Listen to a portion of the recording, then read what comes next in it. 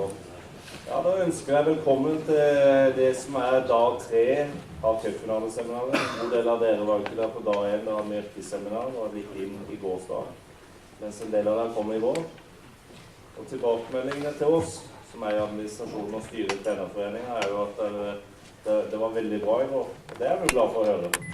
Men vi såpass opptatt at hvis det ting som ikke var bra, og som kan gjøres bedre, så vil vi gjerne høre det. Vi har jo tidligere år prøvd å sende ut spørreskjema, evalueringsskjema og så videre, men det ikke så veldig kultur for å levere det inn. Men det betyr veldig mye for oss at det kommer til enten til meg eller andre folk i styret og gir tilbakemeldinger, plusser og minuser, sånn at vi hele tiden kan jobbe for at cupfinaleseminaret skal bli enda bedre. Det ikke noe tvil om at vår visjon det å skape et av de beste trenerseminarene for trenere i Europa. Jeg jo vært såpass heldig gjennom jobben min at jeg har vært rundt på noen seminarer, i hvert fall rundt forbi, og jeg føler at vi godt på vei til å nærme oss det. Det ikke så mange steder der egentlig foregår arrangementer av denne typen i andre land. Det ikke det. Det ikke så mange land i Europa som egentlig har en så stor trenerorganisasjon som Norsk Fotballtrenerforening. Når du ser antall medlemmer, vi 1800 i forhold til antall trenere i et land. Det vi stolte av. Jeg tror det veldig viktig for norsk fotball at vi har en sterk trenerorganisasjon som prøver å ivareta interessene til trenerne på en best mulig måte. Ikke bare interessene knyttet til arbeid, arbeidsrett og kontrakter og arbeidsforhold, men også interesser knyttet til fag og utvikling og utdanning. Vi har et veldig godt samarbeid, hatt i veldig mange år med Fotballforbundet. Det håper vi å videreutvikle. Vi har fått en ny institusjon i norsk fotball, Toppfotballsenteret, som vi jobber nå tett og godt sammen med. Det tror jeg dere har sett eksempler på nå, allerede på cupfinaleseminaret. Og vi veldig opptatt av å holde en god kontakt med Norges idrettshøyskole. Fremover nå så opplever vi jo at mange andre høyskoler og universiteter i Norge tar opp fotball som en del av sin virksomhet. Og det jo viktig for oss, for det at det både medlemmer vi har i dag, potensielle medlemmer, ikke minst trenere i norsk fotball, på ulike nivåer, som vil få sin utdanning på universiteter og høyskoler. I tillegg til den tradisjonelle trenerutdanningen, som ivaretar av Norges Fotballforbund, som igjen lisensiert av UEFA. Jeg har lyst til å benytte det her som et bakteppe til å ønske spesielt velkommen i dag til en god representant for norsk fotball, en av våre fremste ledere, og en tidligere fotballtrener.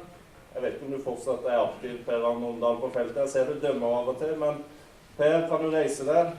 Og så synes jeg vi skal gi en applaus til tidligere fotballpresident, Per Arne.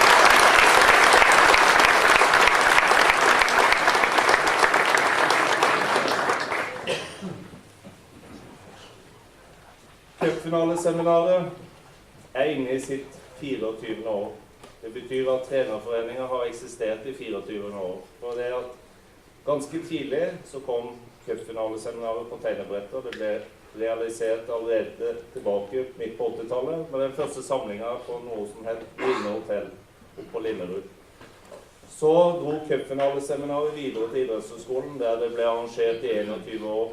I fjor valgte vi å flytte seminaret over her til UBC, og nå har vi jo fantastiske fasiliteter for å arrangere det som vårt ønske, et trenerseminar på det ypperste nivå i europeisk sammenheng.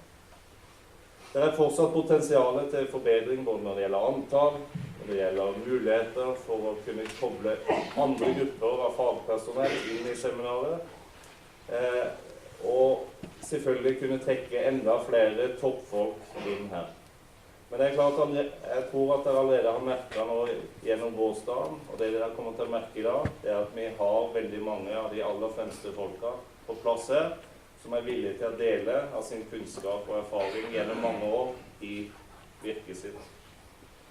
Før jeg kommer inn på det som skal være en innledning til det som blir et veldig spennende foredrag nå, så har jeg lyst til å gi litt praktisk informasjon om det som skjer utover dagen. Det jo sånn at i dag så strekker dagen seg fra 9:30 nå, helt frem til, la oss si, i hvert fall til midnatt. Vi kommer til å holde på med fag og årsmøte i trenerforeningen frem til klokka 8. Jeg vil gjerne be dere om å sette av litt tid i kveld, for den delen vi har etter årsmøtet vårt, fra ca. klokka 8, der vi samles i sportsbaren, den er veldig viktig.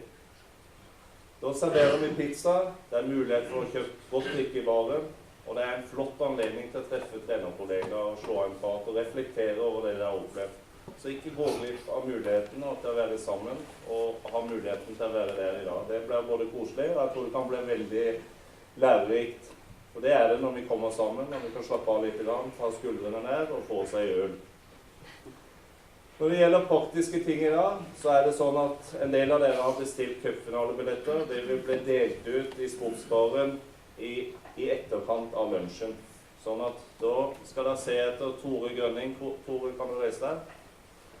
For den som ikke vet det, utviklingssjef i Rosenborg, styremedlem i trenerforeningen, han er sjef for billettene og utdeling av det i dag.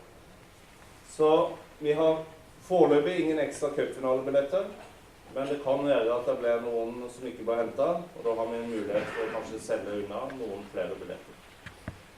Det andre jeg håper at mange av dere vil vurdere å bli med på, det er noe som vi kaller cupfinalefesten eller cupfinalemiddagen. Den skal gå inn i denne store salen i morgen kveld. Arrangementet begynner klokka 8, men vi inviterer i sportsbaren fra klokka 7. Vi håper at mange av dere har lyst til å komme på cupfinalefesten. Det blir underholdning, toppmiddag, godt drikke og ikke minst utdeling av priser. Vi håper å se ganske mange hundre, og vi i trenerforeningen har billetter til middag. Hvis dere har lyst til å melde dere på, det koster 500 kroner for en helaften her. Det er jo egentlig ingenting. Benytt anledningen til å melde dere på. Og da skal dere melde dere på styremedlem hos styremedlem i trenerforeningen, tidligere landslagskeeper, Reidun Seth. Hun vil også sitte i sportsbaren og ta imot bestillinger for folk som har lyst til å være på cupfinalemiddagen i morgen.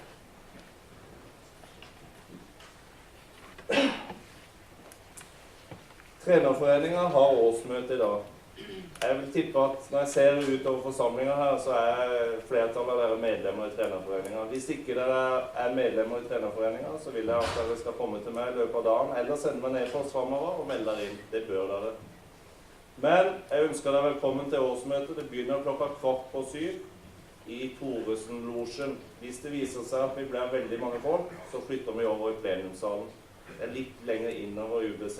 Vi skal ha vakter som vi skal passe på å geleide der inn. Vi har et spennende årsmøte. Vi har et nytt handlingsprogram som skal vedtas. Vi har blant annet et nytt logoforslag for foreninger som skal legges fram for årsmøtet. Kom innom da, bli med på årsmøtet. Mange tror årsmøter er kedelige.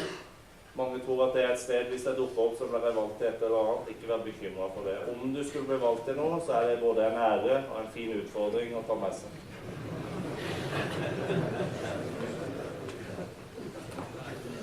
Det er bra. Ja, ok. Så kommer vi til den delen som jeg ventet på. Nå har jeg sagt en del av de praktiske tingene. Etter denne seansen her, så er det jo en flott lunsj her ute. Og under lunsjen så vil det være utdeling av trenerpriser. Trenerforeningen har 4 trenerpriser, og det skal deles ut i forbindelse med lunsjen i dag. Det er årets trener for herrer, årets trener for kvinner, årets trener ildsjel og årets unge trener. Så det blir spennende å se hvem som stikker av med årets priser i lunsjen i dag. Bra. Så kommer vi til det som er noe av det som vil være høydepunktet under årets trenerseminar. Og det er møte med en trenerpersonlighet. Vi har prøvd de siste årene å trekke veksler på en del av de sentrale personene i utviklingen av fotballen. Og det viser seg jo ofte at det er en del personer som kanskje ikke er de mest kjente navnene, som trener de aller største klubbene, eller som er, for å si det som manager i de største klubbene, som faktisk er de viktigste personene når det gjelder å påvirke fotballens utvikling. Ofte så er det personer litt lenger bak, og som har en litt tilbakeholden posisjon. Den personen jeg skal møte i dag er en sånn person. Bert van Lingen er på mange måter arkitekten for det mange av oss har hørt om, som kalles den hollandske visjonen, The Dutch Vision. Allerede tilbake på slutten av 70-tallet, i 1979, så ble Bert van Lingen engasjert av det hollandske fotballforbundet for å jobbe med fotballutvikling. Den gangen så var det sentrale personer, som ikke minst som nå avdøde Rinus Michels, som i sin tid ble kåret til århundrets trener, som vi alle kjenner fra sitt engasjement i Ajax, og ikke minst med det hollandske landslaget, totalfotball, osv. osv. Ikke minst en mann som også var på cupfinaleseminaret vårt for 10 år siden. Der Van Lingen fikk anledning til å jobbe med den store Rinus Michels, og de sammen gjorde det viktige arbeidet for å sammenfatte og legge på plass fundamentet for det som i dag, og som har vært nå i flere tiår, det som har preget og gitt uttrykk for den hollandske modellen. En god del av disse tingene her vil Bert Van Lingen komme inn på i dag, når han skal holde en foredrag i forhold til utvikling av ungdomsfotball. Bert Van Lingen har en fantastisk karriere bak seg. Han har det. Han er i dag assisterende landslagssjef i Russland. Han har hatt den samme posisjonen i Belgia. Han har vært assisterende manager i klubber som Glasgow Rangers, i Zenit St. Petersburg, og som sagt vært teknisk direktør i det hollandske fotballforbundet. Han har vært en akta foredragsholder og reist over hele verden. Jeg tror han er blitt 64 år nå, men har fortsatt et brennende engasjement for fotballopplæring og utvikling av fotball.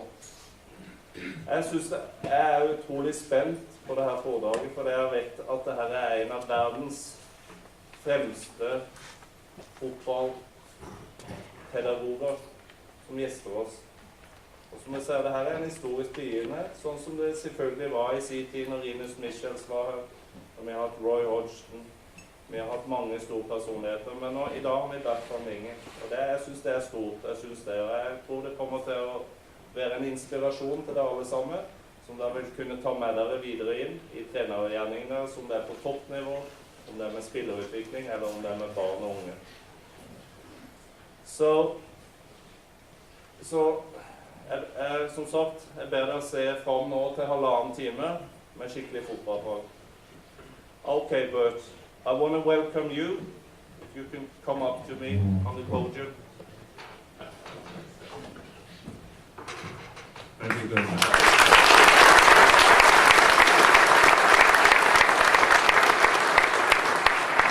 I would like to welcome you, Bert, on behalf of your good colleagues here in Norway. We are really excited about being here, being able now to come and listen to your wealth of experience over many years in developing the football. You have been a great contributor to the development of the game in Holland. These days you work in Russia, but we are very impressed by the history, all the work you've done, the literature you have made, all the presentations you made all over the world. It's a great honor to have you here today, and we're really looking forward to your presentation. Thank you very much. Okay. You put the pressure on me? Yeah. Thank you very much. I know you like that. So good luck. Yeah, you need some pressure to perform well. Good morning, everybody. It's good to see some of the colleagues I know already, and for all, I'm very glad that Per Ondal is in our audience, and we had a wonderful time when we were visiting as participants of the FIFA delegation in the first Women's World Cup in Guangzhou in China, and we had an excellent time over there. Thank you for that, and I hope that we go on for a long time to have fun in football. For that's, in my opinion, one of the most important things, that you must have fun in what you are doing. If you don't like what you are doing, yeah, then you better can stop or take something else. And what the president was telling already about me, I couldn't understand everything what he is telling in Norwegian, but recognizing what he is telling, I think, yeah, I'm becoming quite old already. But I don't feel old, and it has to do that you always try to invent new things and look to people, look to children, how behave children, how the community is changing, how the social the situations is changing, how the children learn, how they get educated. So it's interesting. It's interesting if you are ready for that and if you like it. So I heard also that he said something about our colleague Rinus Michels. Some years ago he passed us, so that's very sad. But he was one of the guys who was an excellent coach for top football, but also, beside that, he was very interested in development of the game, youth football and so on. And that in Holland was our luck. Not my luck, our luck. We as the technical staff of the Dutch Football Association always were discussing with him every Monday afternoon. We were sitting together, he was telling, he was asking, we were discussing, and it ended up in, and there he is again, Leo Beenhakker was also in the staff, Dick Advocaat was in the staff, Rinus Michels and myself. And we drove with his big Mercedes. He had a big Mercedes in that time, and I had to drive. I like that. So, and we went to all areas of Holland, and we made a presentation. He was sitting there, and there was a huge amount of people from all over that area, and he was telling about the youth football process and all kinds of things he experienced himself in the past. And I did the training session after that on the pitch with children, and you will see also some examples today on video. But that was the let's say the ground everything was growing from, and we had I think we made several different areas, and we called ourselves the A-team. We all know the A-team is that guys who were fighting, but you never see that people are dying there. So it was more fun, and we thought we did the same. But we were discussing very deeply. So Rinus Michels was one of our luck in terms of development. For I was not an international football player. I had something on my hips very early already, so I couldn't make it as a professional football player. I was in the same class in my education with Leo Beenhakker and Guus Hiddink, so we knew each other, and we were very interested in the youth football. But we couldn't sell it. For if I am saying something, or Rinus Michels is saying something, that makes a big difference. So that's also a learning point. If you want to achieve something, you need in this world of football, where it is about prestige, you need someone who has that prestige. And you have to link to each other. And you have to do it together to develop something. So for an association, in my opinion, it's and also for a club, it's very important that you try to get old famous players or well-known players or coaches involved in your continuity of your organization. And so we did.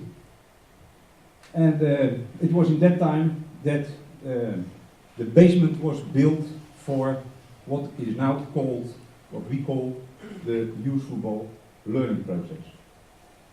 And it is quite, in my opinion, a quite different approach than how we were educated as a football coach. For we were educated in a way that we had a game, and there were a lot of, let's say, disciplines where we picked all kinds of stuff to become a coach or a youth coach. The relation between what was offered by the other disciplines, like the pedagogical area, or the physiological area, or the biomechanic area, or the psychological area, that were more or less all laboratory situations and knowledge. the translation between that scientific areas and the practice must be made by us. Or, other way, we must ask the scientific or the health area the right questions. And that is not where we are very good in. Sometimes we get marvelous ideas by scientists and they have a solution for our problem. And if you look at it really carefully, then you understand that it is a little part of it. Most of the people must make connections to the real practice. So we were educated in a way that we took, let's say, a philosophical approach from the dualism. We had a body, like an instrument, and we had the mind, the mental thing and the physical thing. And we all are developed in that way, but most of the time we didn't make the connection, and nobody was sure how the connection was, what the total context was. So we said for our approach, it's not a way we want to go on. So we changed that philosophy, and the philosophy was more or less invented or described by the French philosopher Descartes. He was the man of the dualism. And we said, okay, in that time and for other purposes, it's something you need. But for a practical situation like playing football, we want to approach everything from the acting theory. We are interested in what we see, not what is in our body. Perhaps later, when the limit is reached and we cannot go higher, or we are underloaded because we have an injury, then you can say, yeah, we need to go to the doctor, and we have to go to the physiologist, and we have to go to the psychiatrist. Hopefully not. But that we take the acting of players as the starting point. So what we first did is describe what is, in this book, with a philosopher, Jan Tamboer in Holland, what is football? So what are the fundamentals of the game? If we don't agree with that, yeah, then we go all directions. And in my opinion, we can only go one direction. For we play the same game all over the world. The game is for everybody the same. The same sizes, the same rules, the same players, etc., etc. So we must exactly know where we are talking about.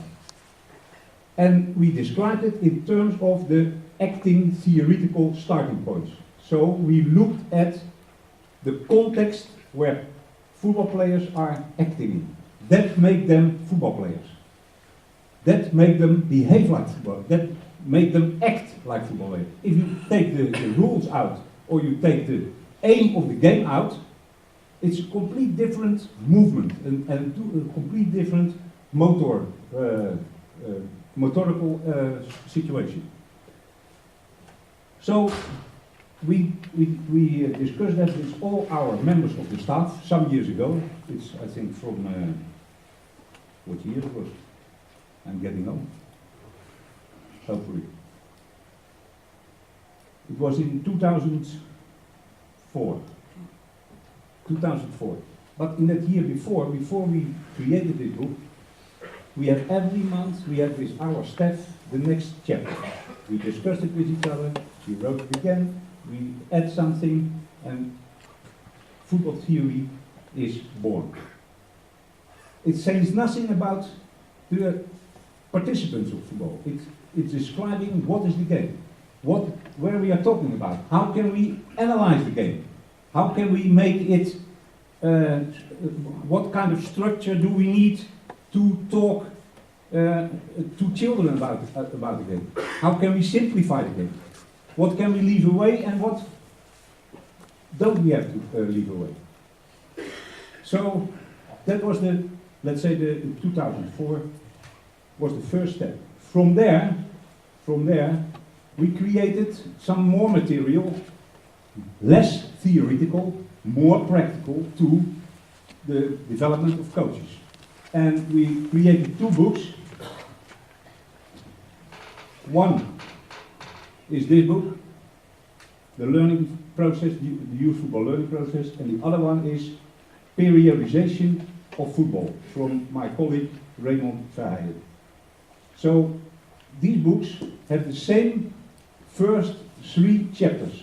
And the first 3 chapters are, let's say, the summarizing of this theory.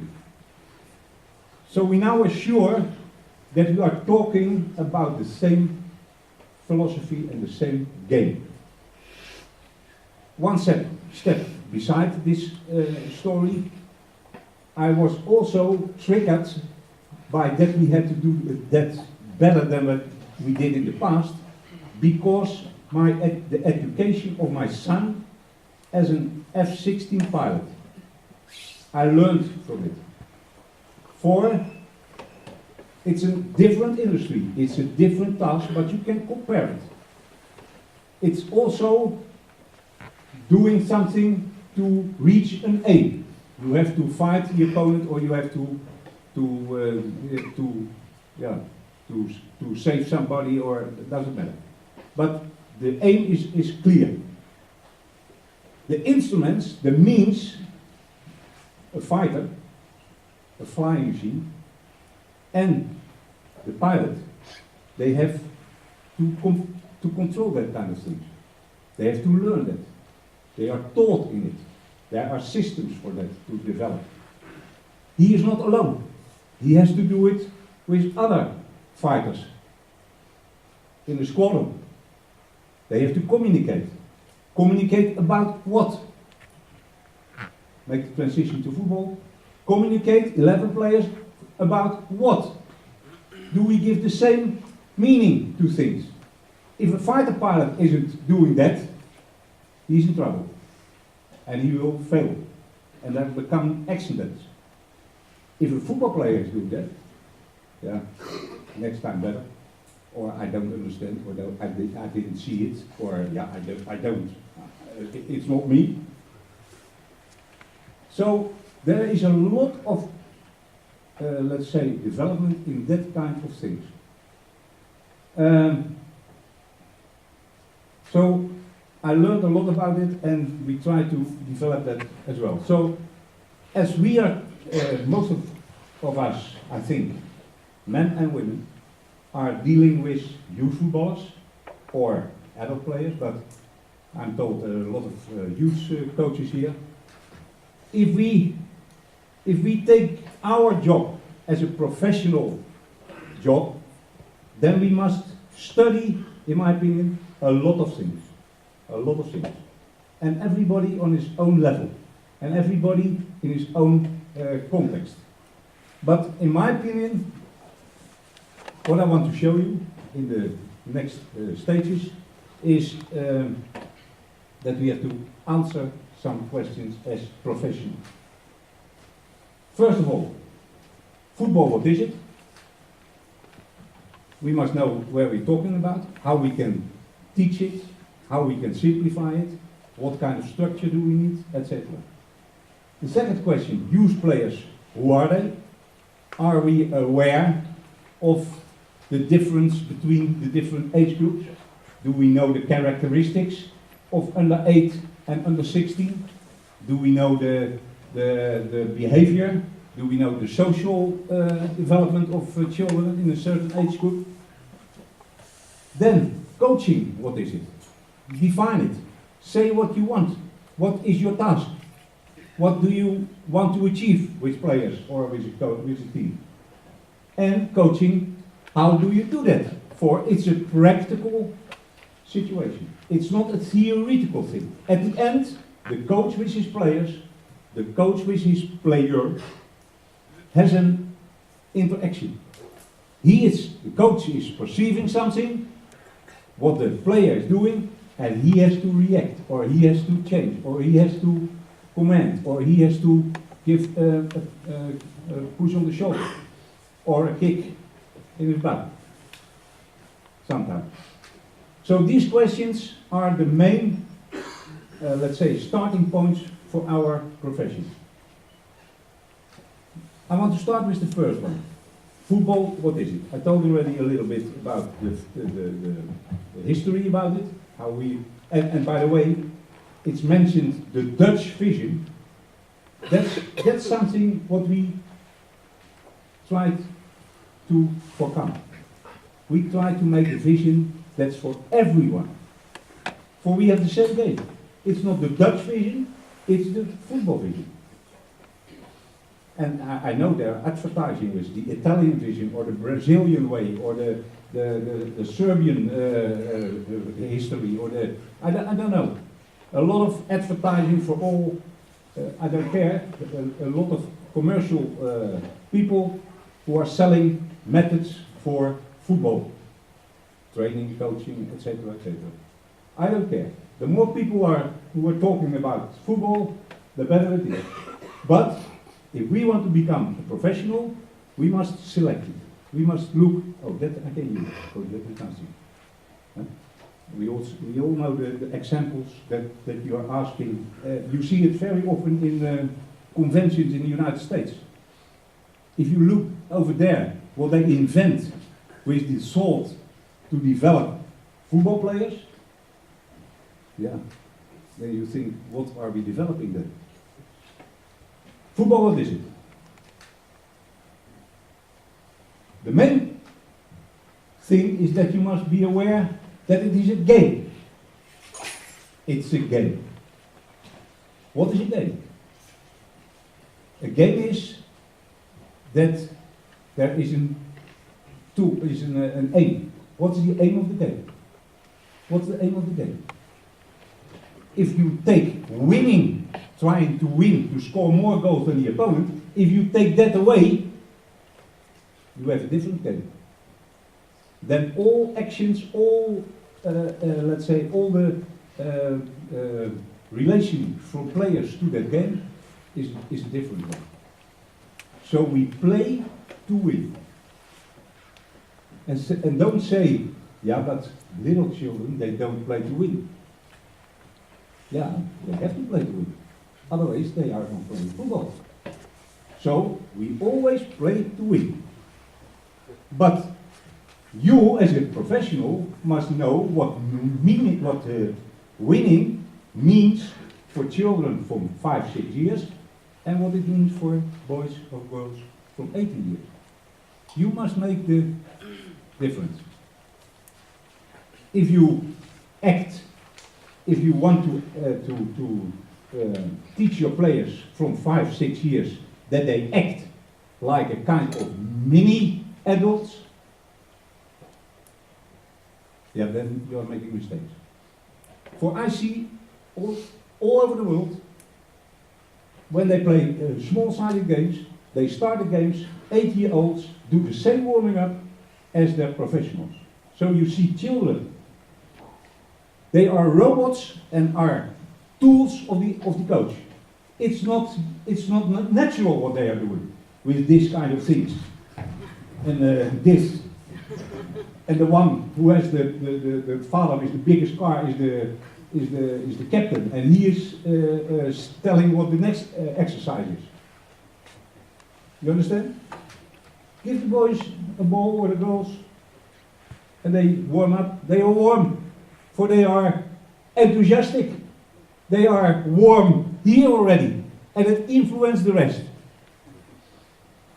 And Mr. Baxter is still here, he's from England. And in the past, I never saw an English football player doing the warming up. Do you know how they warmed up? In the dressing room, they spit 3 times on the floor. Fucking dead! Where are they? And that's warming up. Sorry.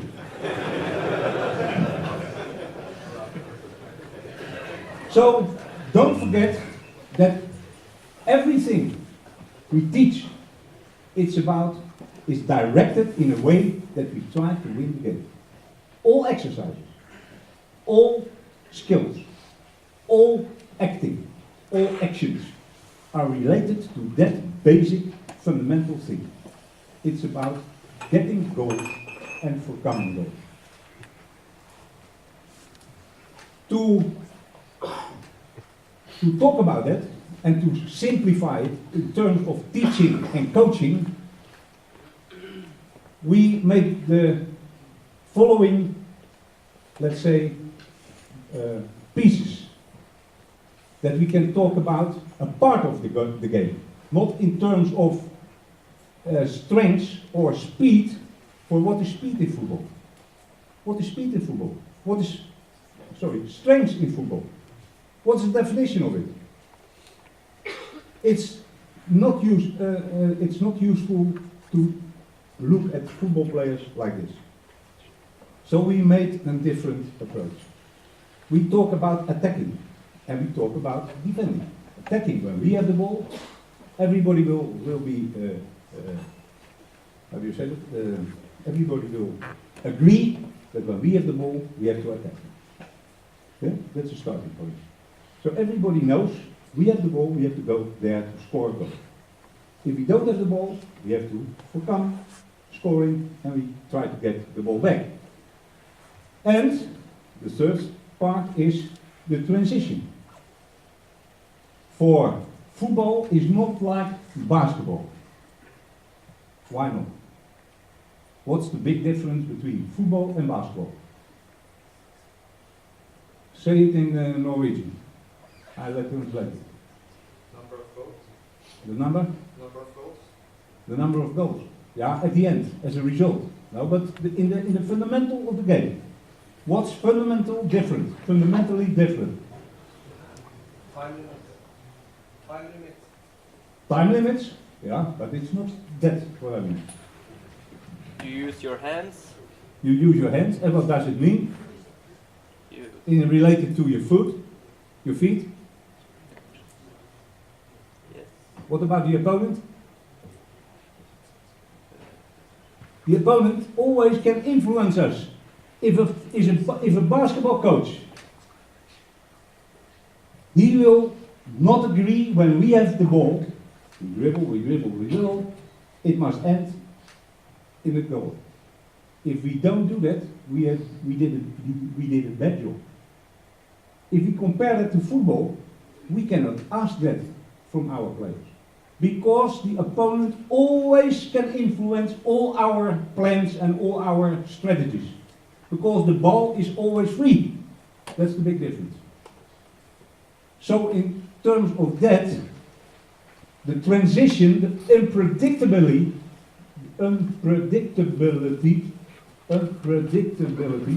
of football is one of the characteristics. And if you say, yeah, we always start with building up from the goalkeeper and we make a certain pattern and to come to the other side without opponents, and you think that it goes like that, yeah, that's not reality. That's not reality. For we have the ball, but the opponent tries to defend us, he tries to get it back, and then we have a kind of transition. And we always must keep that in mind. For if we are not clever, not quick, not awake enough, then we have a goal against. And we were planned to make a nice movement to over the right side and make a cross to the other side, and then the striker is coming in and he is bouncing it back, and then we score a goal. Yeah, without opponents.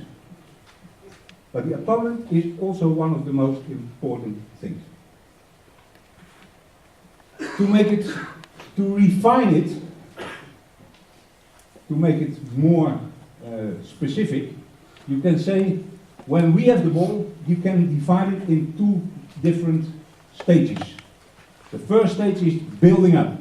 We try to come to the area where we can score goals. And the last part is scoring goals.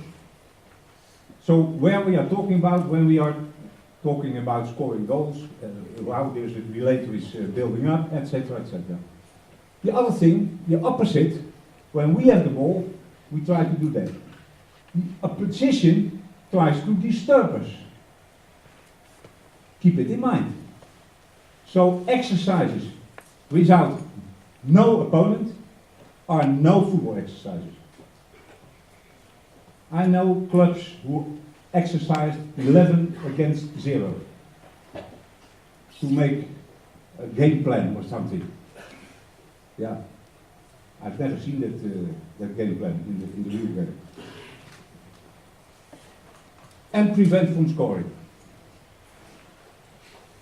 Related to that, so this is making the acting of players.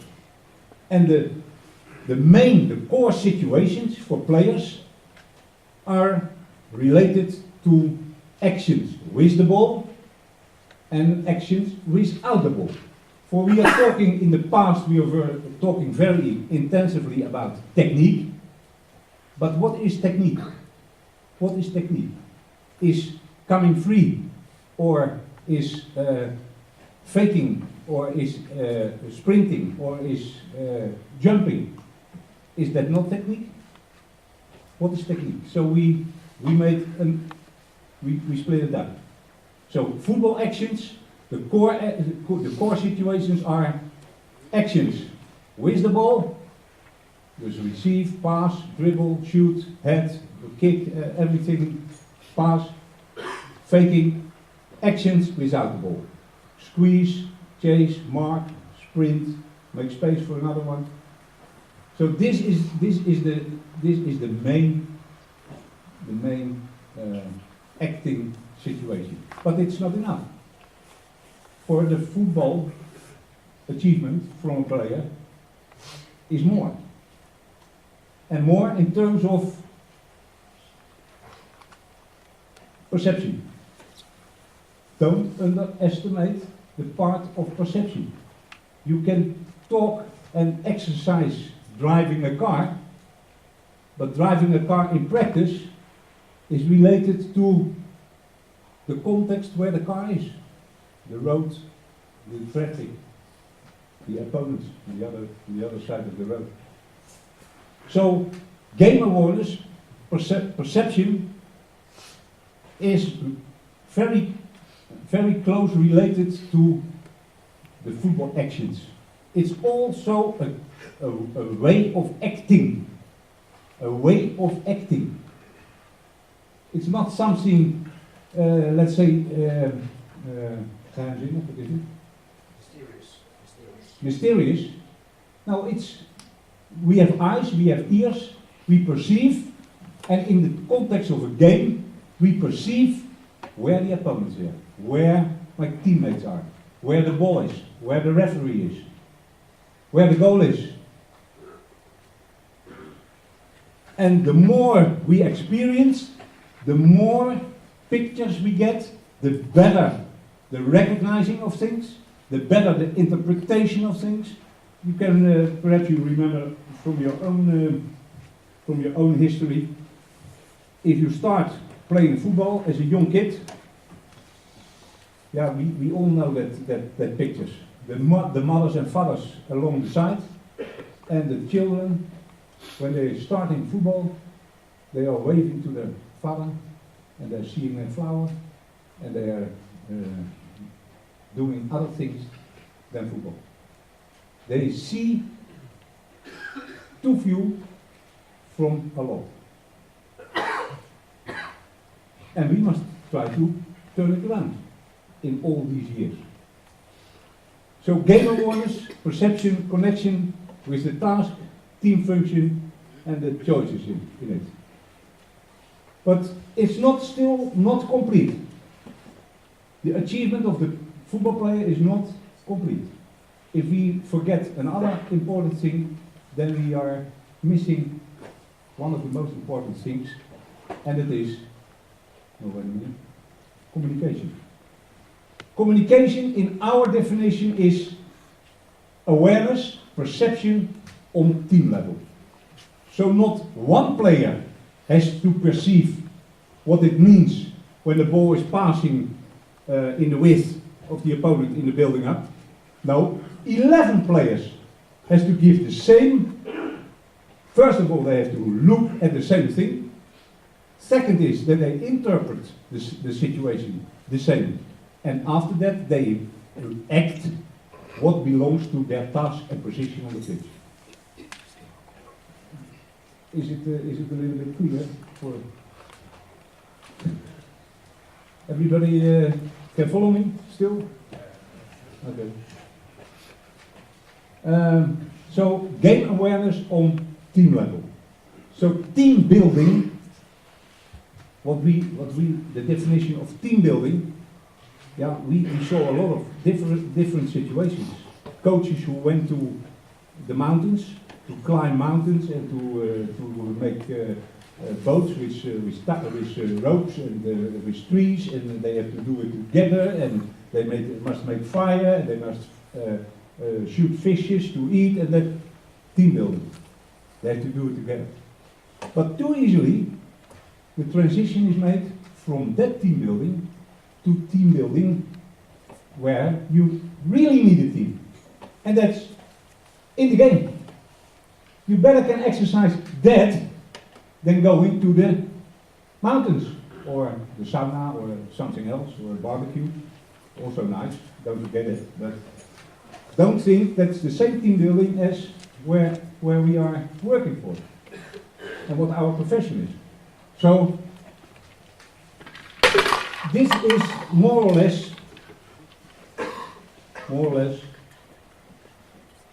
the football achievement. So don't leave things away what we cannot leave away. You have to simplify. I come back on that later.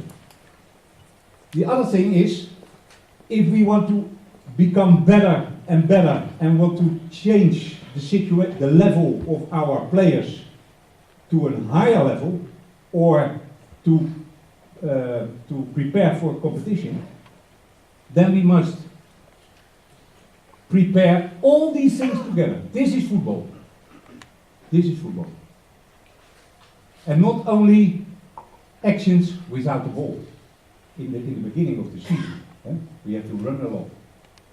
We have to run a lot. 3 times a day training. Now you better can train 1 time in the situation with everything together and in the demands of the game, then you split it up and do in a very low resistance other things.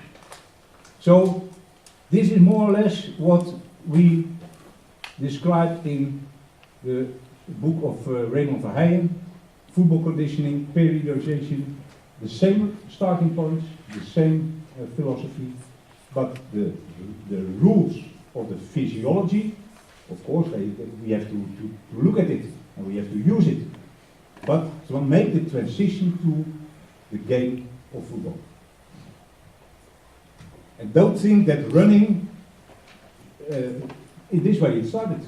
We analyzed the game in the past and they said, yeah, they run 12 kilometers. 12 kilometers, yeah, so you have to run 12 kilometers. Later on, we found out that running is not running, but running is positioning.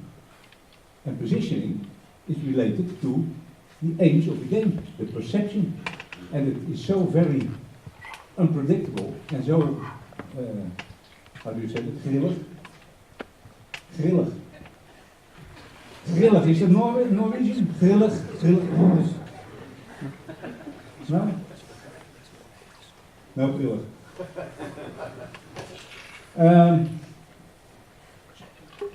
So, again, in all our approaches, in all our working out the analysis of football, it is a continuing,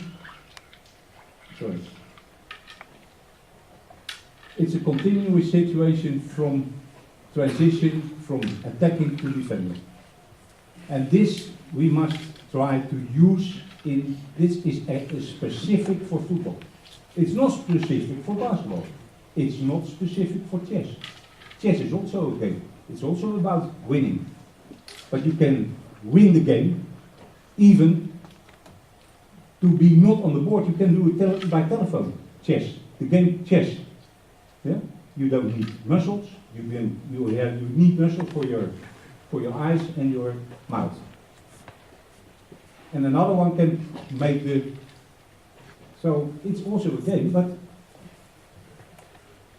and it's also acting. And what's condition training for chess? How you can fill in it yourself. So this is more or less a model what's coming back every time. So when one team is building up, the other one is disturbing and shielding in definition. If the other one is trying to score, the other team is prevent from scoring. To judge the acting of players, to judge it, you can say, yeah, he's not quick enough. Yeah, he's not quick enough. Quick in what? Quick in quick in what? What's quick in football? So we had in Holland, we had a famous player, Willem van Hanegem. Perhaps you remember, the older one under us. And he was like this. He had this kind of legs, and he was very slow in running. But a lot of coaches tried to make him quicker. And they tried to say to him, you have to find straight passes. And Willem van Hanegem always answered, trainer, I'm always in time, and my passes are always coming there where they have to belong, to be. So then you are finished. For that's football. On the right moment, on the right spot, with the right speed, in the right direction, and that kind of thing. So the role of positioning, time and space functions are very, very dominant in football. To judge it, we can describe it this is a model, you take it what you want, but more or less this. The team task, the assessment and the description. I'll give an example. Build up in your own half. We are satisfied as a coach or as players, for it must become the problem of the players in football. It's not that's also an important thing. Football is not a coach sport. Football is a player sport. Compared to other sports with less players, with other rules, like basketball, like hockey, like volleyball, the influence of the coach is much more dominant. He can bring in players for a special situation or a special function. And you see that. And in volleyball they take the board and they switch and they take another one in for the next service of the opposition. In football, 11 players must perceive them and to act themselves and make decisions themselves. Also very important in terms of teaching, of coaching.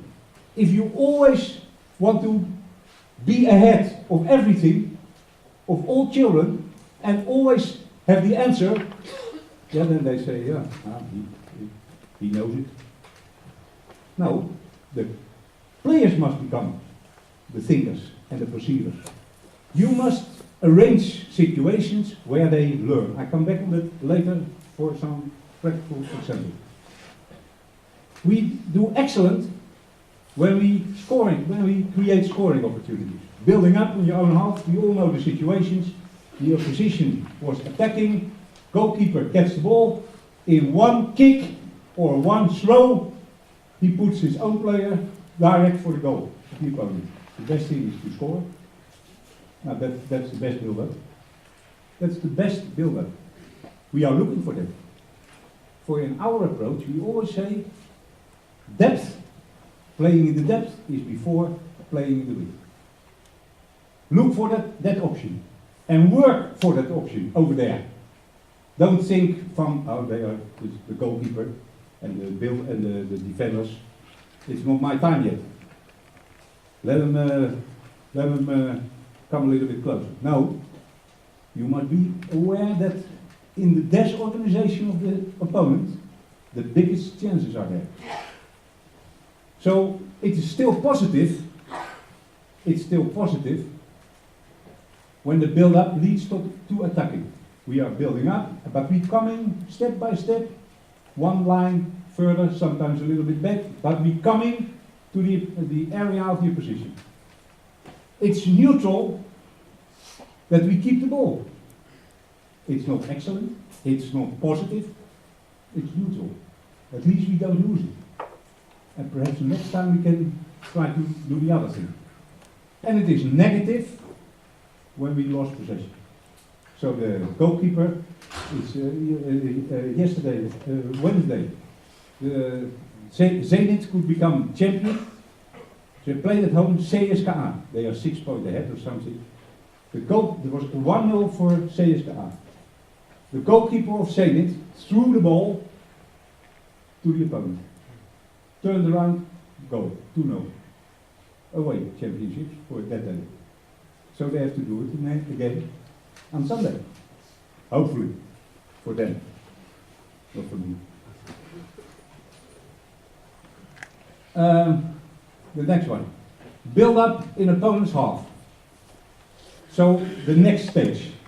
The same situation. So we are looking for judgment and tools to say to players, to act with players, what is good performance and what is poor performance.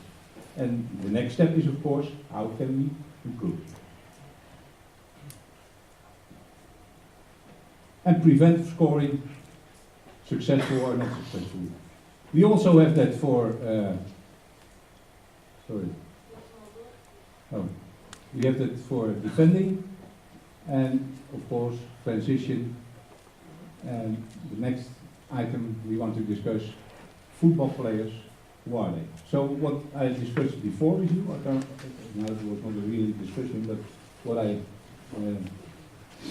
told you is how we are thinking about the game. That we must know what the game is. And that is, in our opinion, not the Dutch way, not the Italian way, it's not something mysterious, it's how the game is. So say what you see.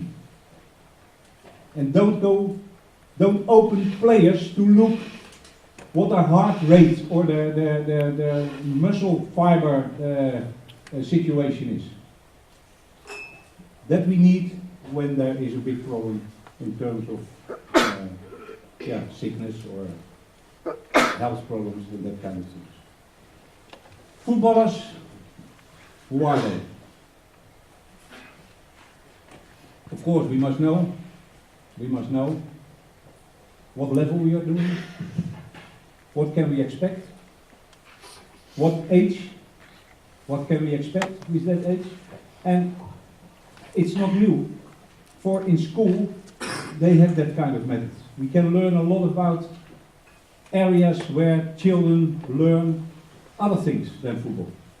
They have systems, they have methods, and if the school teacher from the second group is sick for a week, then another one gets in and he is doing what is needed. He is aware of the system, and it must not affect the learning process of the children. And that's the same, I think, with football. Of course, you have to give your own approach and your own. Don't copy people. Don't copy me. Don't copy any other body. Try to bring the things from yourself and your own character. Starting point. Every child has the right to play with and against children of their own age, category and level in the situation in which he and she feels at home. So, Vera could tell a lot about the problems in women's and girls football, but for boys it's exactly the same. If we are not able to create weekly competition situations where the start of the competition and the start of the game is more or less equal, then we have a problem. If a team is winning every week with 14-0 or 13-2, and the other team is losing every week, there is no base for football development. So every time winning makes lazy. Every time losing dismotivates.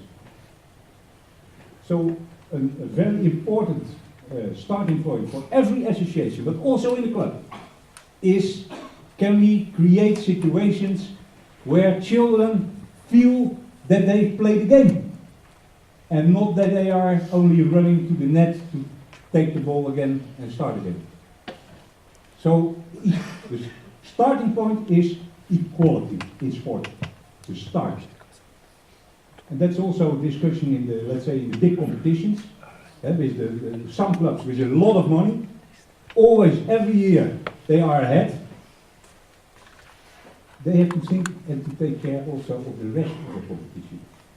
Not by losing, by purpose, no, but creating situations, not as a club, but as an industry for equality. Yet sometimes I had a discussion with Mr. Van der Herik from Feyenoord, also in a symposium, and he said, I want to have my own rights. I want to explore my own rights. Your own rights? I was I was one of the participants like you, and I said, Mr. Van der Herik, what are your own rights? You have nothing without an opponent. You have nothing with 17 other opponents. It's nothing. The industry is a competition. The industry is doing things together and compete on Sunday or Saturday on the pitch. And it's up to you to realize it. And there was a discussion about how to split up the money what's coming from television. You know it all. The big clubs, they think they get more and more and more for European is the aim, of course, but not without taking responsibility for the whole context. Youth players learn the game through the same steps. The youth football, the learning process. It's all over the world the same, in my opinion. So what you see here is what is in the book described more intensively and more related to details. At the bottom here, we see here the principle is what game belongs to what age. When we are talking about the time when with Rinus Michels, we had a football parliament and they had to rule the association. All administrators, people from clubs. And in that time, we had to prove to them that 11-a-side for 8-year-old boys and girls, now girls were not in that time, boys was not useful to learn the game. And we made pictures, video. We went to an amateur club, it was on a Saturday morning, very rainy, cold, and the right winger of that club, S.O. Soest, closed his eyes, we filmed. 2 times 25 minutes it was. And in the first half, he touched 2 times the ball. And in the second half, he took 1 corner and he throw in 1 time. And the coach said, you're the right winger. And he said, yes, coach, I'm the right winger. And he was.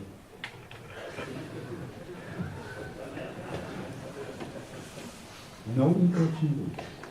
That kind of things make people aware that this is no football. The game is not played by that children and that age, with that big pitch, with that amount of players, and with that weather.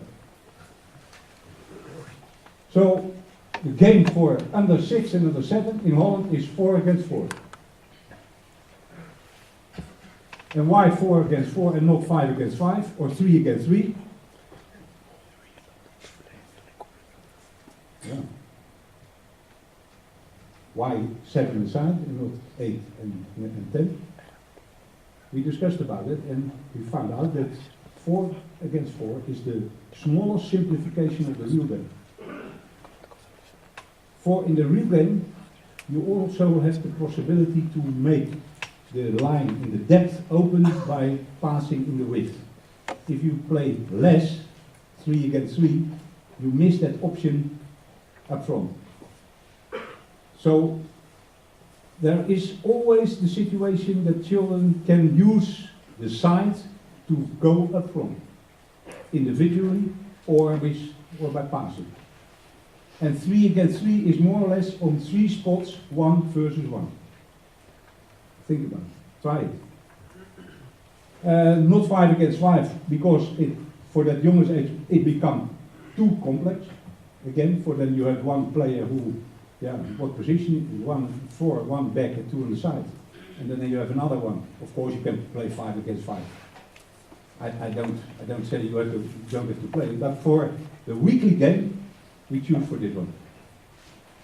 The under 8 and under 9, they play 7 aside, and with every age group there is a learning goal. Learning to master the ball is written down here. You cannot read it, but I can assure you. Learning to master the ball. That's the aim. So if you make the mistake as a club, with 40 pupils from that age, that you have only 1 or 2 balls available, you have a big problem. You have a very big problem. For players in that age, they don't play together. They cannot wait for their turn. They cannot organize things with you stand there and they stand there and 3 there and 4 there. So be aware of that. It's about individual development, individual mastering the ball. By the way, this whole line is based on the development of the individual. That's the aim of the total learning process. Not the aim to get a better first team in your own club, adult team. The aim is to develop every individual to his utmost.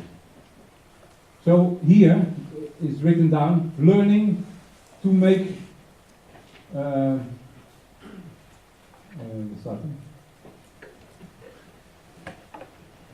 learning to make purposeful actions visible. So the ball is not only an aim in itself, but it becomes a tool to achieve something, to go from there to there, or to shoot on goal, or to control, or controlling two, and then you can fill it in yourself. So the ball is a means. In this age group, the ball is a means to work together. So learning to play together with a purpose. So it's not only me, but it is in small-sided situations, doing with 1 or 2 players extra, doing things together, to come to a goal, to come to a line or something. So and so it's going on the whole. Every age group has its own aim, and this one is connected to that one, and this one is connected to that one. It are logical steps. The games are 7 aside, 7 aside, 11 aside. 11 aside with artificial rule. The corner is a little bit shorter, that kind of things. The rules are related to that age group. The offside rule. Don't start here with the offside rule. That belongs to the older age group. I realize that I cannot explain every detail in every age group. If you want to know more, you have your own technical director. And I think you can find it everywhere. This book is translated in English but not published yet, so I don't want to advertise it. You have to look it out for yourself. So this is more or less the framework, the whole framework of the learning process, and every step is, every age group is worked out in exercises and examples.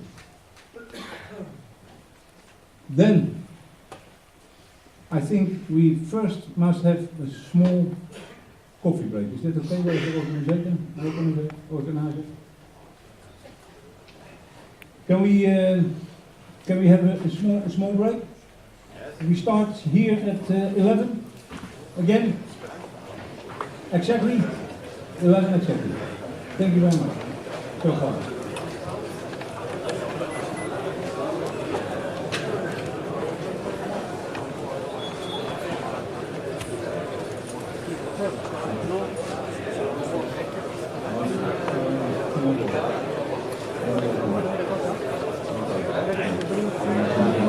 Videoen nemlig Sandviken. Gikk i klassen islending.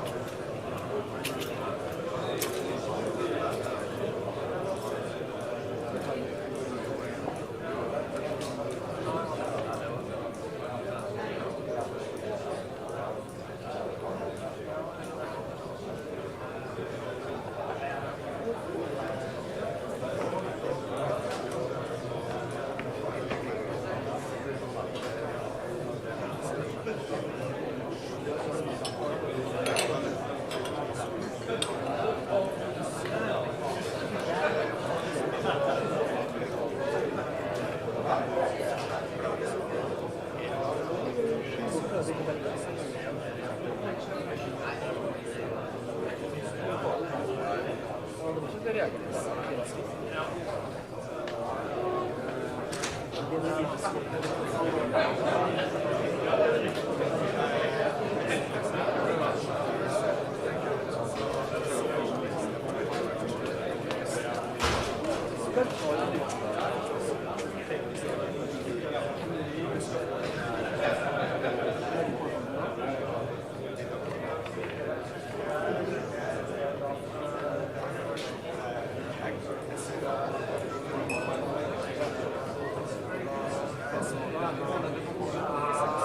kan jo bare sende til Mathias, så kan Mathias legge den.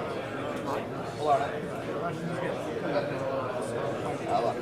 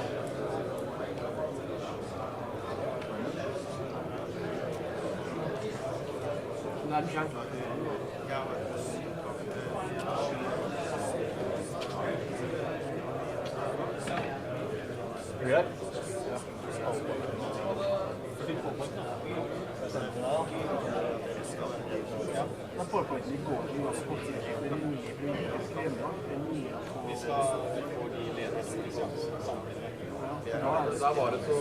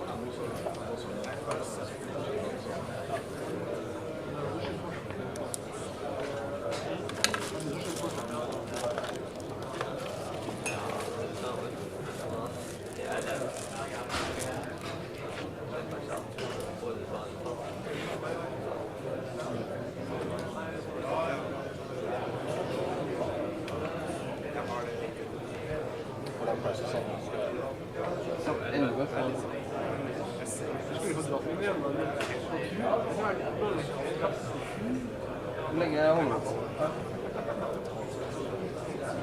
Har du vært gjort det noen gang? Har du hatt La Manga? Hæ?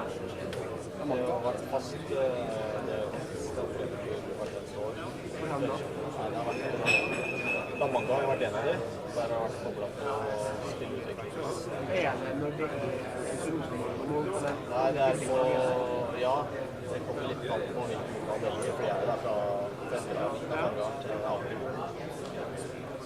Jeg har bare satt på full innimellom der, så er det noe landslagssamling. Det har aldri vært noen Nei, da vi gikk, det er jo 10 år siden, så var vi i Brøndby, og Hareide. Jeg var i Danmark og var besøkt i Brøndby. Det var ok. Norge har vært det har vært brukt i stort sett, så har vi men det er ikke noe problem det, hvis dere som gruppe sier at de har lyst til å gå dit. I hvert fall hvis det er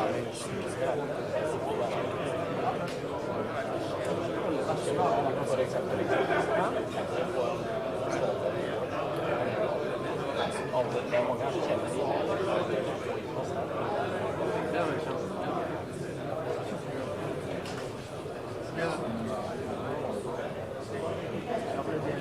mange har vært tredje skuffen.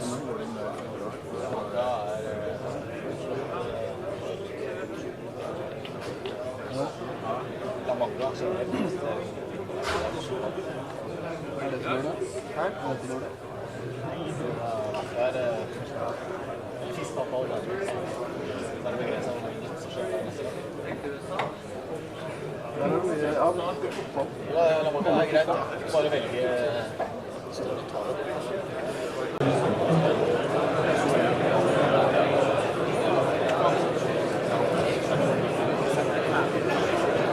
Ladies and gentlemen, we go on for the next stage, please.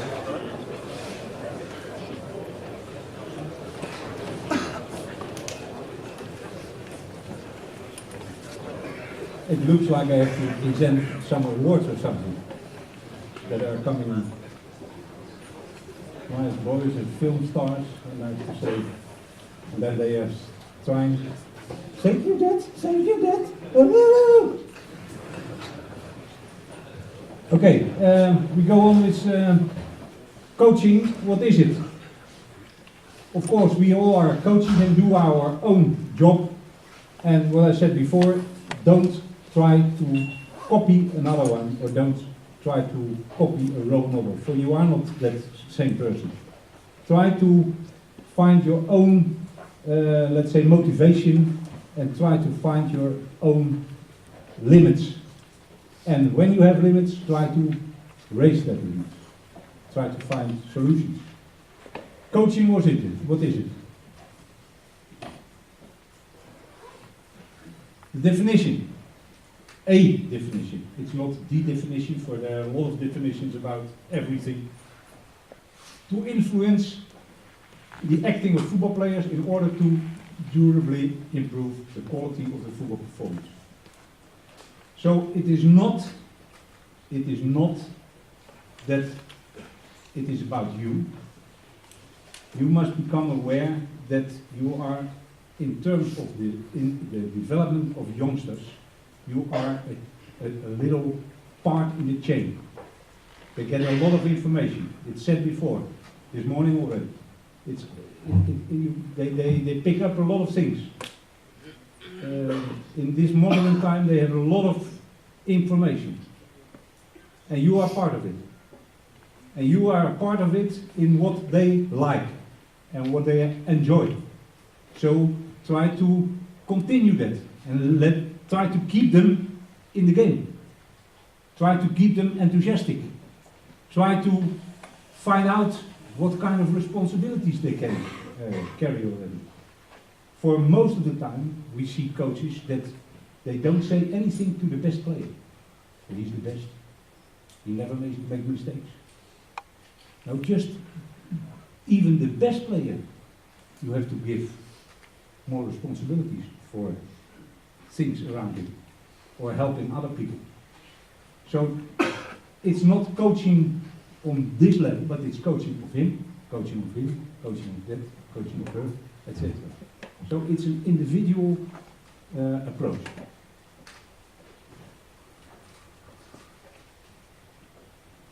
And I hope that I make clear from what point of view we are coaching. That is, say what you see. Don't make difficult approaches and stories about things we cannot see or cannot understand. And at least with children, they act. They are playing for 7-a-side or 5-a-side, I don't care. And then you are the one not drinking coffee in the lobby or in the canteen. No, you must be on pitch. And that's the moment they show what their abilities are. Not in the dressing room, not in talking afterwards drinking a lemonade, on the pitch. That's for you. In the past when I was a kid, I could become a member when I was 12 years old. Before that time there was no children football in Holland. A long time ago. But in that time, what did I want to say? Oh yeah, we had a former player, and he was the coach of us. And he thought they have to run. We run a lot of rounds around the pitch, and again the other way around. And we had to touch the ground when he whistled, and we had to jump when he whistled 2 times. 2 times whistling was jumping. 1 time is right. Yeah, in that time they created that kind of training. And then at the end, if we were in his eyes very smart boys, and we were listening to him for all the exercises, and we did well, that the reward was that the last 10 minutes we could play a game. Yeah, but with goals, without net. And we didn't like it, for we scored a lot, of course. So we scored, but then the ball, there was only 1 ball for 1 team. The ball went out in the canal behind the goal, for there was no net. It took 7 minutes to get it out again. Sometimes we had to run around over a bridge to take it to the other side. That kind of pictures we saw. So the game was a reward. And the coach, the former player, after his exercises and his whistling, his job was done, and he said, play the game. And he went for a coffee in the canteen, and that was it. And we enjoyed it, for we didn't know better. But in these times we know better. We are thinking about what is football, how the game is learned. So when the game is played, the coach is there, for that's his territory. That's his territory. There people shows what they are able to or what they are missing. And he must know the methodical steps to arrange game-like situations, to influence actions with the ball, actions without the ball, team awareness, perception, recognizing situations, looking to the right things, all these kind of things. The coach is responsible for. That's coaching. It's influencing. It's helping. Yesterday evening, the lecture here was also about influencing people. And you need a special attitude for them. Children must be aware that you are there to help them. So say what you see, so that players recognize it. It must become the problem of the players, not your problem. For you are experienced, you know the game, you have a lot of coaches you experience. No, you must trying to make the problem of the players. The coach is not a doctor, a psychiatrist, a psychologist, or a physiologist. A coach is a football coach, and he can do things without all these specialists in youth football area. They go to school without these kind of things, with that kind of knowledge. They go learning swimming without that kind of things. But the people who are doing that, the swim instructor, the swim methods, the driver instructor for a car, they know knowledge out of these areas. Let's, for instance, take perhaps it was in Norway the same as when we in the past had to learn swimming. We did it in the way that it is a movement, and you have to learn that movement. That was very dominant, and they had that benches, this form bench and like a trapezium, and you had to lay on it, and then a woman with a white skirt, she was taking your ankles, and they said, pull, spread, close, and she did it. And you were thinking, oh, my ankles, for if you are a little bit too late or whatever, and she was irritated, and you had to make that movement from the breaststroke with your legs, and also with your arms. They teach it in that way. And then together. No. First your arms, and then your legs. That kind of things.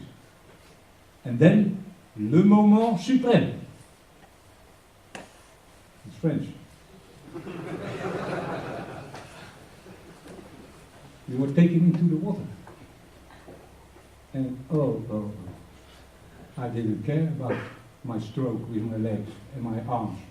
I wanted to stay above the water. So what did we learn from that? Yeah, not we, but people who are, it's their profession, that the resistance with water is the main resistance. So that whole method changed in terms of making fun, children, fun, play, enjoyment. Make fun in water together, that they are not concentrated on splashing water. That they do all kinds of games in the water, all kinds of enjoyment. And after that they grow step by step to gliding in the water and making movement in the water. And that's swimming. So it changed.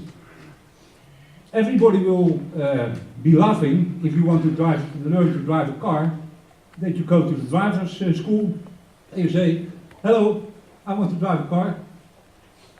Yeah, that's okay. How long are you?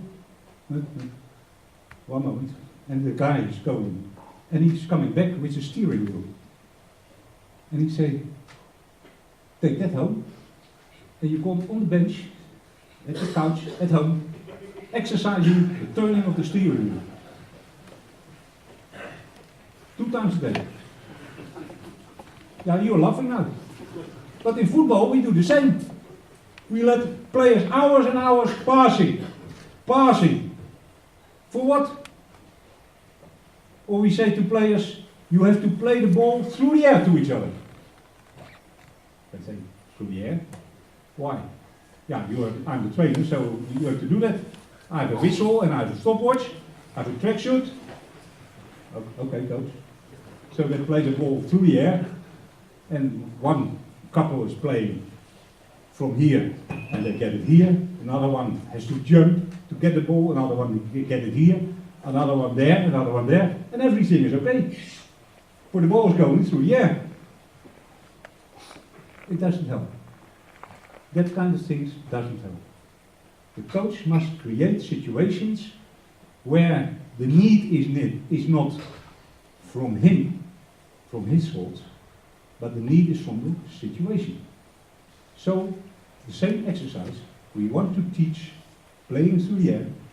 We make 2 players and we put one with another color in the middle. And we make a game of it. Play together with one in the middle. For very young players, it's a nice game. And you can do it in all kind of variations and so on and so on. So then it's not you who's saying you have to play in the air.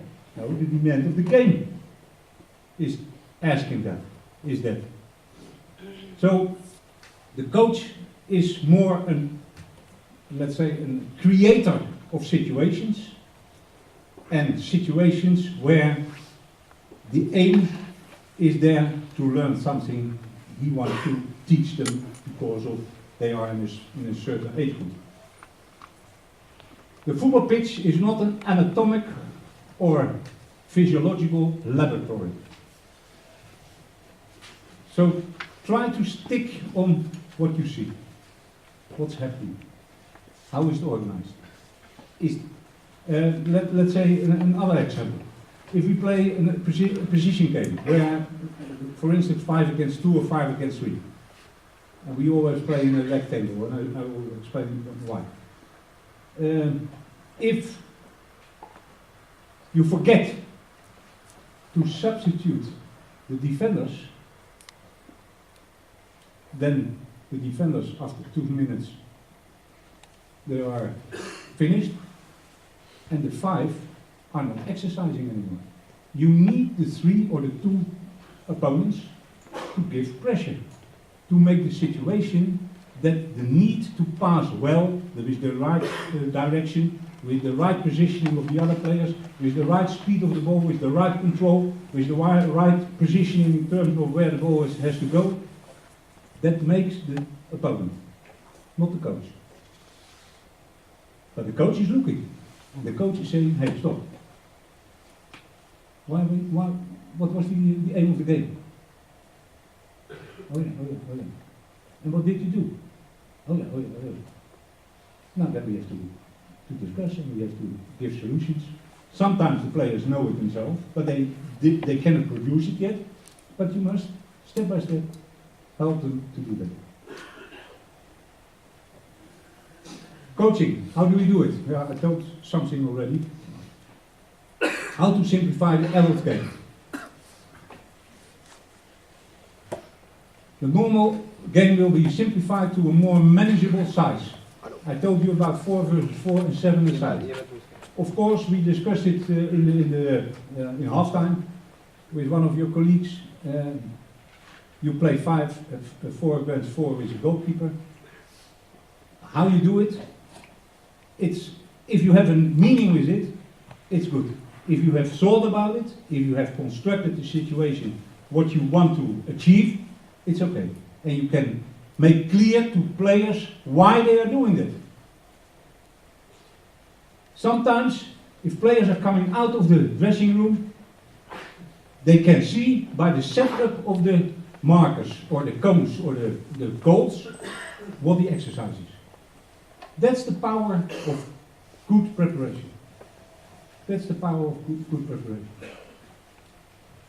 If we want to, let's say, exercise with the older groups, then they must work, let's say, 2 minutes on 4 against 4 with big goals. I show it on picture some minutes later. And you don't have organized a lot of balls during that session, and your staff is not ready to collect balls, that the 2 minutes continuity you can offer, then you have a problem. So you have to think about that. You want to achieve that with the players, what do we have to organize for them? What can be left out and what must be staying? Football without ball, football training without ball, football without rules. Don't forget that. Don't forget that. For if you don't whistle in your exercises when they are making a foul, they will make the foul in the game as well. Yeah? And it belongs to your profession that you not argue during your game with the referee. No. The referee is always right. Even if he's not right, he's right. And if you have that attitude, and you correct your players also in exercises, and tell them what is allowed and how they can do better, and how they can defend better, and how they can behave better, and for the result of the team, yeah, then you are coaching. For the rules belongs to development of youth football. And the rules are not made for young children. The offside rule cannot be understood by children of 8 years. That belongs to an older age group, for they can understand why are rules. For rules are made to build resistances. We like to act with resistances.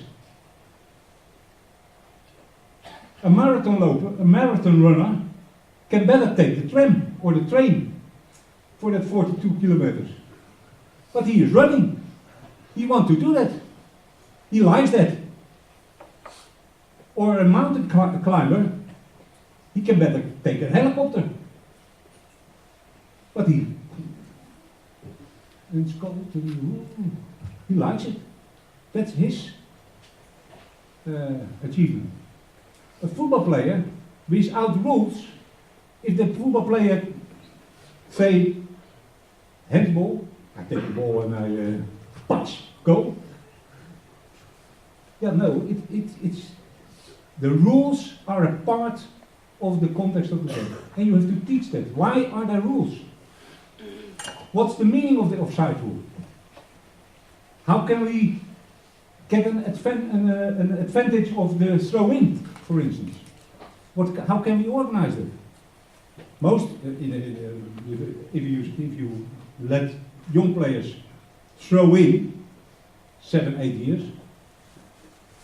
most of the time the other team is getting the ball. Or it takes a long time before they play the game again. So leave that away, throwing in. In a later stage they can learn that much better. Kick it in from the ground and the game is open. The game is started. And if they cannot find a free man, 4 against 4 for instance, say the first ball is always free. So kick the ball in to your teammate and the game started. And we are exercising again instead of kicking the ball out again and throwing in again and waste time. It is not what you see every Sunday or Wednesday on the television. No. We have to simplify. It's our profession.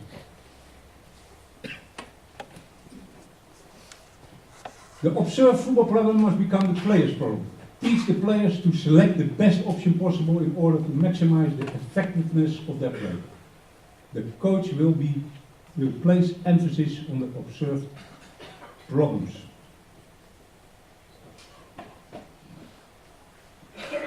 Order the steps to influence the player's performance. The coach works with difficulties.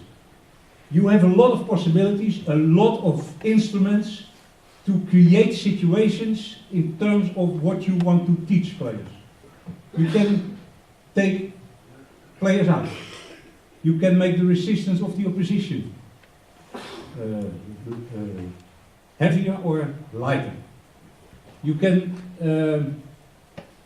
play with, let's say, to feel that they can get success with an over amount of players. Give players specific tasks. I told you before. You also can reduce the pitch, the length or the width of the pitch. Then you have different demands. I will show you.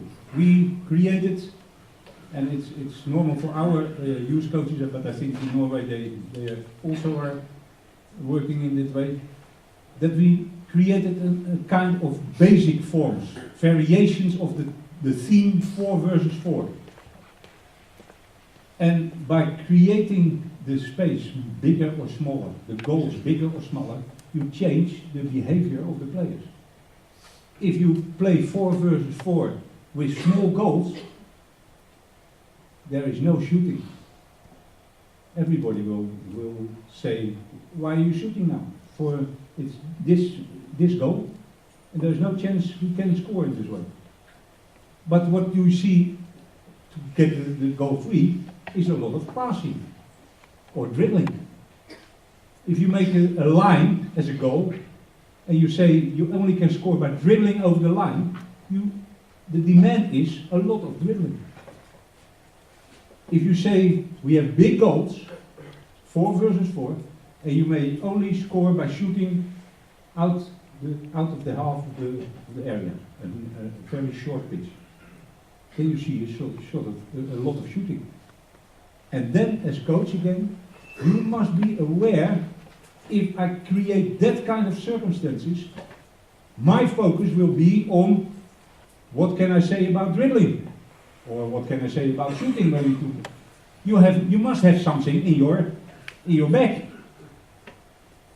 Not saying shooting for shooting. No, they must stay in balance. They must position well. They must lock their ankle. They must make a big swing and a big good balance with the arms. All that, the other leg, how you position that one, all that kind of things. You must be ready.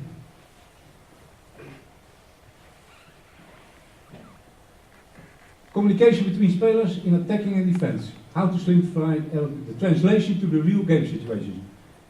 Try to find the relation to their own experience in the real game every weekend. Well, I don't know what time they play, but normally the weekend. And make that connection to the exercises and the real game. For, I saw last game, you did that and that. This is the same, you realize this is the same situation. Try to do that better. Or, you did well there.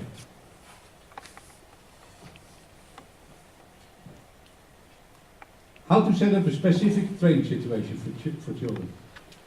The analyze football problem. Now for young children, we have the problems analyzed already for them. It's all over the world the same. That belongs to the stage of development of children. So, I showed it before. But all the other things, but all these other things are very important when you are working with older age groups. That they must work from 15, 16 years in a team organization. That they get learned what their task is, what the position is, what the demands are, what they can expect. But then you must be very specific in terms of the team function where we're talking about, the team task, what part of the pitch, what are the key players in it, for it's not always all players who are acting good or bad, the aim of the training, the content of the training session, the organization and the coach remarks. This is more or less the checklist for every coach who are starting to coach in our education system, in the Dutch education system, how they get trained to make that checklist and tip it when they have thought about it. Some basic demands for every training situation. It must be game related. I made clear that I think before. It must have a relation with what they experienced in the game. They must recognize it, must become something of themselves. A lot of repetitions. If we don't repeat, then they don't learn. You learn by doing. That is for everything. Driving a car, swimming, coaching, playing, learning by doing. It's a practical situation. Take into account the group, I mentioned before. And proper coaching. So not hanging back, but on the right moment, on the right place. You're rising as to finish, I think. You're starting to. Just a quick look at the 4 versus 4 variations. I told already before. 4 versus 4 is a basic form, variations with 4 small goals, a very narrow pitch but very wide. Then they play the position game, aiming there, it's stopped by the opponent, switching to the other ones, and that translated to the real game in building up from the right side to the left side, or from the back to the strikers, or in a diagonal. Everything can happen. Line football, I explained before. Long small pitch, 2 big goals for shooting, and we have a special situation with tournaments for international. I show some possibilities.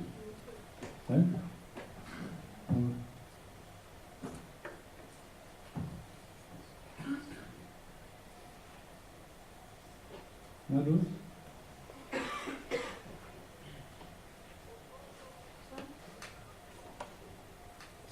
You know.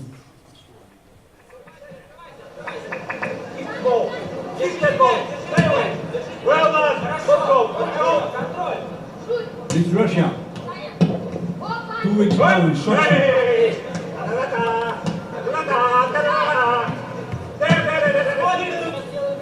We make a game of it. 10 times. The handicap is that everybody must translate. 1, 2, 3, etc. I don't speak Russian. So. Значит, правила игры у нас такие. Если 5 игроков 10 раз друг с другом перепасуются, вы должны сами считать. Это считается за одно очко. And the defenders can make the score when they intercept the ball, not kicking it out of the pitch, intercept the ball, dribble out of the area. 1 point. А защитники зарабатывают очки тем, что они перехватывают пас и с мячом заводят его за линию. Не пасуют, не выбивают за линию, а именно заводят. Далеко из линии. Okay? Поняли? Ready? There we go. Готовы? Поехали. 1, 2, count yourself. 3, Сами считайте. 4, 4, 5, 5, 6, 6. up, back, Давай, 4. забивай. No score. Нет, не было гола.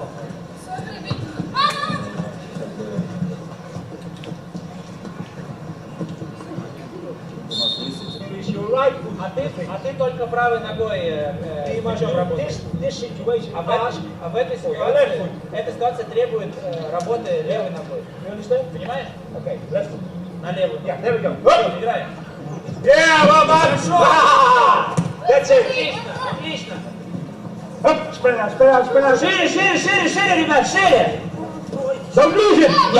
Не теряем мяч, сохраняем мяч, сохраняем мяч.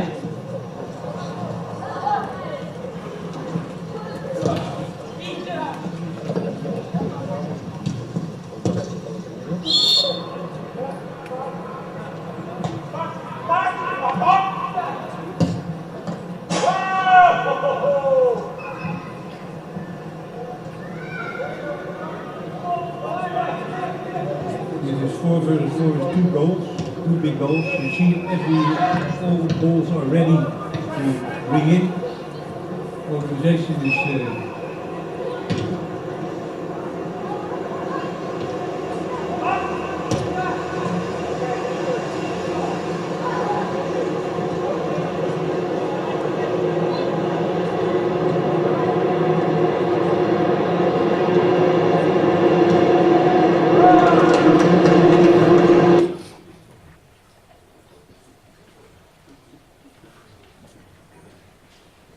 very shortly, for last minute, defining football problems. These were for the younger ones. It was a demonstration as well. I hope that we can also do it in future in the practice.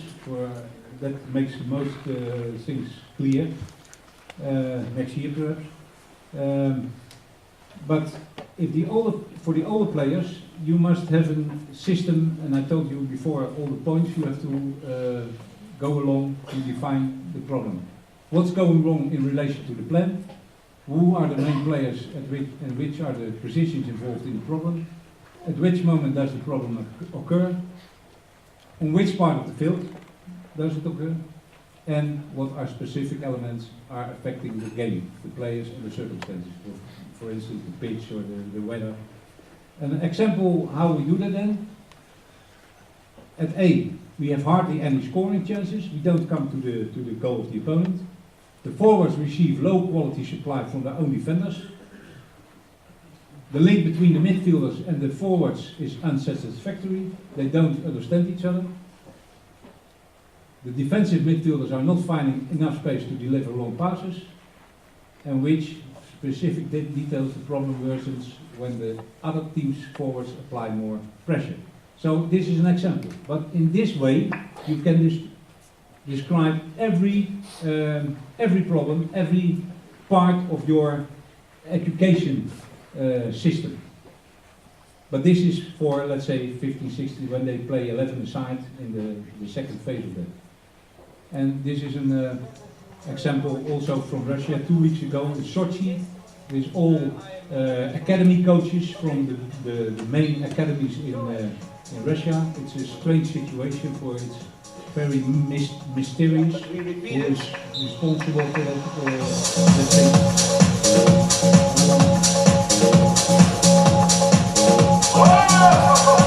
Was the space Слишком много было места? Или слишком мало? Yeah. Да. And now we make it А теперь мы сокращаем. so you have more hands. Чтобы у вас было больше возможностей прессинговать. We try to force them Мы стараемся choose the right one. Мы стараемся научить нападающих Keep the ball. должны прежде всего сохранять мяч. Try to get the yellow players to the ball. Должны выманивать желтых игроков на себя. Make your own space. Создавайте себе сами место.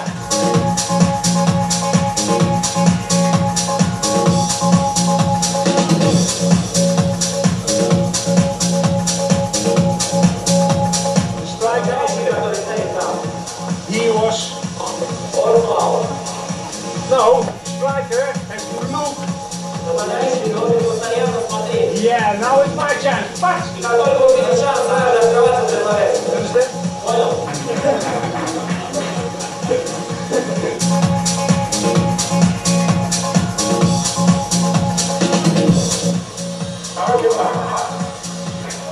Давайте поломайте, они тоже включаются. Ты можешь массу отдать.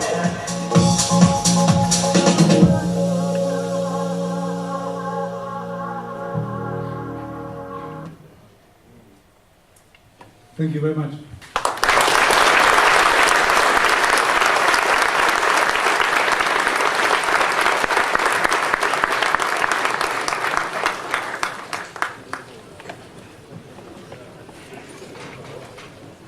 I have to fly back.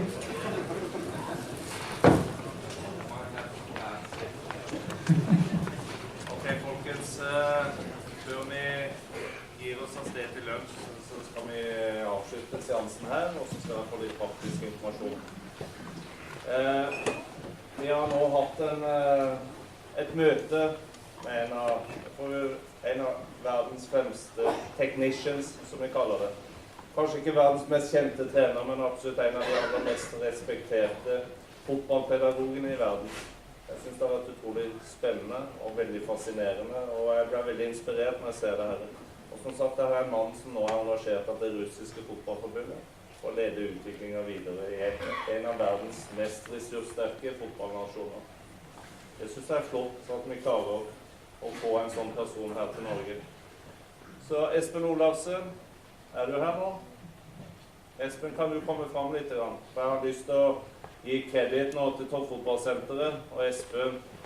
For det er Toppfotballsenteret nå som et ledd i deres arbeid nå for å kartlegge de ulike fotballnasjonene i verden som det er fornuftig å kikke på for å videreutvikle norsk toppfotball. Så har vi vært i veldig mange miljøer i Europa. Og Espen, og ikke minst Pål Arne her, har reist nå Europa rundt for å finne tråder som kan gjøre norsk toppfotball og utviklingen av norsk fotball bedre. En av de trådene havnet selvfølgelig hos Bert van Lingen, helt naturlig, fordi han har vært en sentral kraft i utviklingen av den hollandske visjonen. Trekker linjene helt tilbake til Michels, og det har du selv nå hørt fra mannen her, hva slags betydning Michels hadde. Og det vi ser er gjennomgående i miljøer der det virkelig skjer ting, det er at topptrenerne, de sentrale trenerne, er faktisk opptatt av det som skjer på grasrota. Vi vet at det er der grunnlaget legges også for den fremtidige toppfotballen. Jeg synes det er eksemplifisert veldig bra her i dag. Så Espen, på vegne av oss i rundt cupfinaleseminaret, så vil vi takke Toppfotballsenteret for at de har gjort det mulig å bringe Bert van Lingen til Norge og til norske trenere.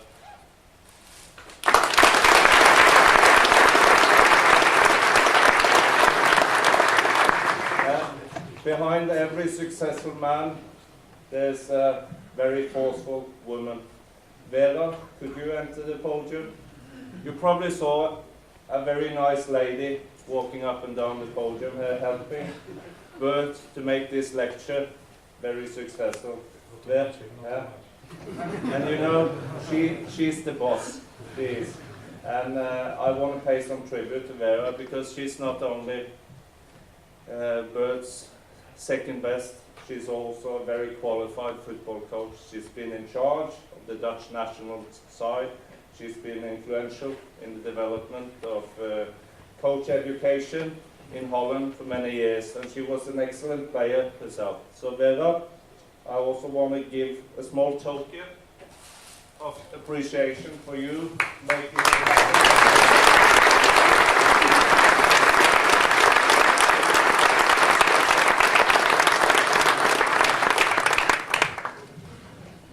But I want to say it's great to watch one of the best technicians in the world in practice. It is. It's great to have you here in Norway. It's great getting a little bit inside your head. You have a long experience now in the game, and it's been tremendous now to get some of your knowledge passed over to me and the other colleagues. Not many questions left here, but I know you didn't come here for a bottle of wine. But on the other side, I think it's important that we pay some tribute to you. And hopefully, we'll be able to see you again back in Norway very soon. Okay. So just a small token here. Thank you.